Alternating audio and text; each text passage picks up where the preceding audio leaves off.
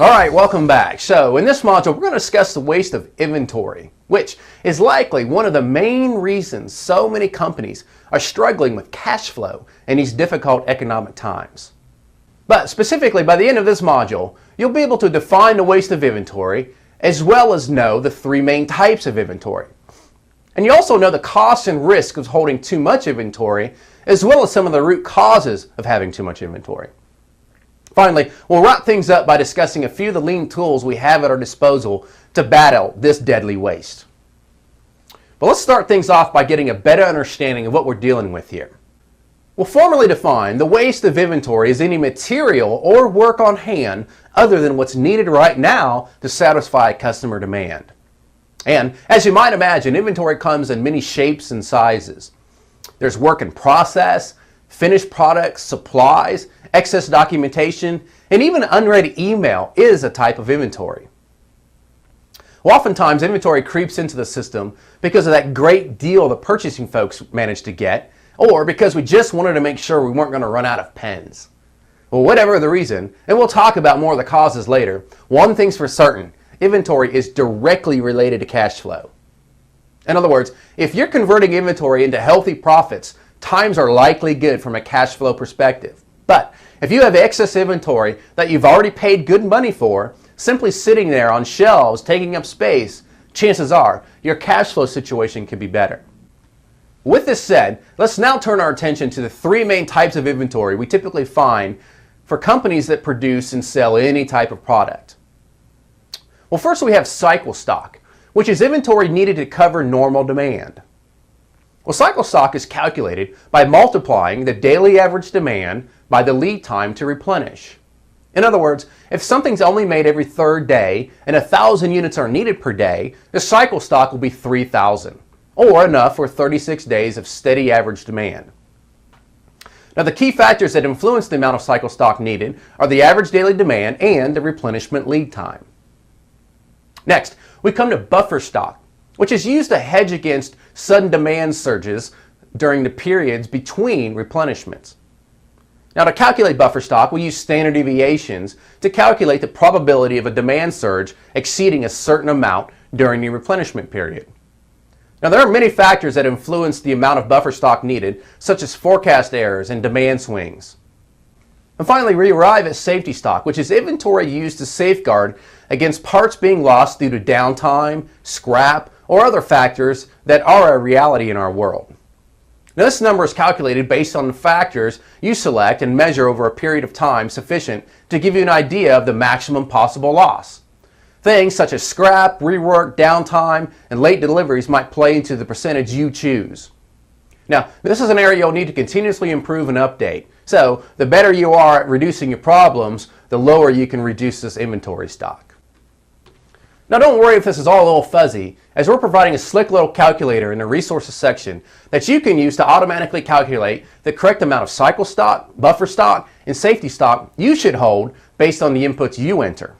And as always, if you have any questions, feel free to ask away in the forum, since chances are, if you have questions, someone else does as well. Alrighty, we've already discussed how inventory and cash flow are tied at the hip, but let's spend a few more minutes discussing some of the ways inventory can negatively impact us if not managed correctly. You see, most organizations vastly underestimate the cost of inventory, since it's much more than just the interest paid on the money to buy the material.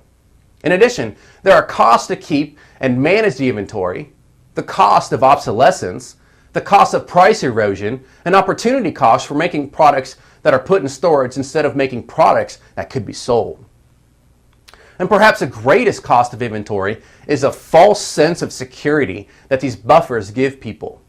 You see, when you have high inventory buffers, your problems are often buried below the surface. Some liken it to sailing on the ocean. When we hide behind piles of inventory, we often sense smooth sailing ahead, since things like long changeovers, defects, and other internal inefficiencies are covered up by all of the inventory around us. But once we begin to lower our inventory levels, which we could also liken to lowering the water levels of our ocean, we begin to expose problems that have gone unnoticed for a long time. But in order to take the next step towards operational excellence, we must attack these problems head on instead of hiding from them. But before we can defeat the problem, it's important to have a better understanding of the various causes of inventory waste. So let's investigate a few of the most common causes of inventory. The first reason is many companies make extra parts in case of scrap. In other words, they're using inventory to mask things like quality problems or careless manufacturing mistakes. Another common cause of inventory occurs when employees are measured and rewarded based on the number of units they produce, no matter if they're producing more than the customer is willing to buy. Next, unleveled or choppy production schedules often make it very difficult to maintain consistent and healthy inventory levels. And finally, but certainly not least, when companies attempt to build a forecast, problems often arise, since those forecasts, no matter the industry, usually have one common thing: they're wrong. And while there are definitely more causes of inventory waste, these are some of the most common. So, with this said, let's wrap this module up by discussing some of the lean tools and techniques we can use to battle this waste. And as an aside, many of these tools are discussed in more detail in the Transforming Your Value Stream course, while others will be discussed in more detail in future Gemba Academy courses. All right, well, this first tool that we can use is SMED, which stands for Single Minute Exchange of Dies.